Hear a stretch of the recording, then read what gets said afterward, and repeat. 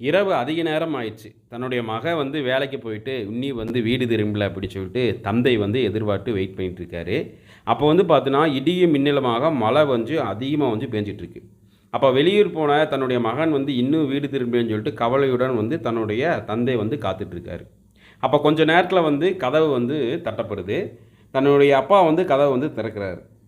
அவருடைய மகன் வந்து பார்த்தீன்னா, மிகவும் பரபரப்பாக வந்து உள்ளே நுழையிறாரு. அப்ப பார்த்துட்டு வந்து அவங்க அப்பா வந்து கேட்குறாரு, "ஏன்டா இப்படி வந்து பரபரப்போட இருக்க?" அப்படின்னு சொல்லிட்டு, ஒரு பதட்டத்தோட இருக்கேன்னு கேட்குறாரு.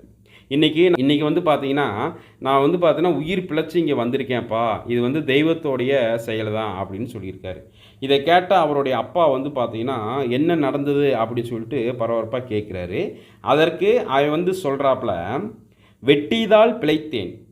வெட்டாவிட்டால் செத்திருப்பேன். செத்ததால் பிழைத்தேன். சாகாவிடில் செத்திருப்பேன். கண்டதால்